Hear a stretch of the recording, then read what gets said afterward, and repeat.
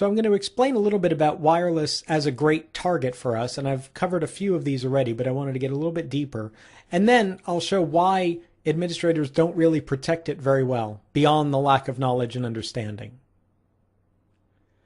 Wireless is a great target for us, not just because it's getting widely deployed and because the signal goes quite a ways, but also because that signal travels, we can sniff and attack and deny service from across the street, from across the city, from wherever we can really get signal and transmit signal. Lots of opportunity for us to do this type of attack, this sniffing, this penetration testing, this denial of service. Any of these attacks can be accomplished from a fairly decent distance. So we're not going to get caught as easily. We don't like going to jail, and certainly this is one way to avoid going to jail. And it may seem a little silly for me to say this, but in my experience, there's a lot of administrators out there that deploy wireless with the default settings. And that sounds crazy until you've seen it a few million times, and then you realize the default password for an access point is usually the password that's in place. The default SSID or the default channel or the default crypto usually is the stuff that's still in place when it's deployed. Mostly because administrators don't give it a lot of thought. Very few administrators do wireless site surveys, although they should. Very few administrators focus beams and use directional antennas that keep the signal inside the building. They should, but they don't, which means the signals leak out to us as an attacker, and potentially we have the ability to use these default settings, look up the default password, identify the MAC, identify all the information, and actually attack the network in a very, very simple, straightforward, and quick way. That allows us to bring our strength against weakness, our strength of knowledge of wireless and understanding of the flaws in administration. The weakness is the administrator's lack of understanding and lack of a thorough security approach to wireless. As well, there's some attacks that require a large amount of volume to go over wireless for us to appropriately mount an attack. So we have to sniff gigabytes and gigabytes and gigabytes of data in order to build up enough information to do a crack, like a brute force attack against the wireless network. Well, as more and more authentic data goes across the wireless network, that's so much more data that we can capture, that we can examine, and that we can use in our brute force attack.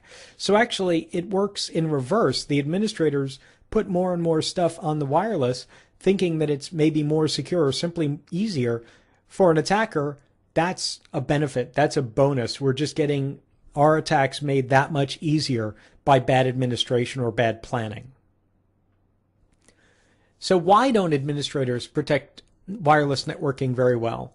Well, most of them don't really know about wireless security at all. They don't have a lot of training. They don't have a lot of skill in it. They don't go to 4-week classes on wireless networking in general, let alone wireless security.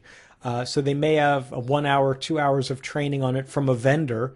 But that's really most of it. In fact, many administrators don't even have that much. That's great for an ethical hacker because that ignorance allows us to mount an attack based on their knowledge gaps. And wireless security is also kind of a pain to implement it at all, certainly in a way that makes users happy and makes things easy. So for example, if users have to enroll for certificates and have to actually connect to the network and run scripts or do some kind of group policy work in order to get their devices on the wireless network, well, first of all, that sets a fairly high bar for which clients can and cannot connect to wireless, which is almost defeating the purpose of having wireless. Second of all, many users just don't have the technical wherewithal to do that kind of work, so they're not going to. So the administrator's left in a tough spot. Do I bounce the users that can't connect, which could cause political ramifications, could cause usability, could cause lack of capability manipulation, or does the administrator bounce on the side of usability and either weaken or remove the security on their wireless networks? Interestingly enough, if you're taking this course, you probably think, well, of course, they bounce on the side of higher security, and then if users don't know how to deal with it, they should get off or they should ask. It's almost always the opposite. Typically speaking, administrators will weaken or eliminate wireless network security when necessary. I worked with a client not very long ago who literally stopped in the middle of a wireless security configuration project and backed everything out to open wireless networking because they didn't know how to make the clients work properly. So rather than shutting off the wireless or rather than configuring the clients, they literally just made the wireless network open. Everyone can associate, everyone can actually transmit and receive all data. That could be a problem, but not for us because we're ethical hackers, and frankly, we like that. And finally, there's a lot of standards that go into wireless network security. Wi-Fi security is actually quite a complex little thing, and the number of standards, the complexity of the standards, and how they interact makes it so that even an administrator that has training and does focus on this and does concentrate in this area does have a bit of a challenging time getting this stuff fully understood so that they can properly analyze it, deploy it, and then operate it. And usually the operate is the difficult part, because many administrators can figure out how to plan it out and how to deploy it.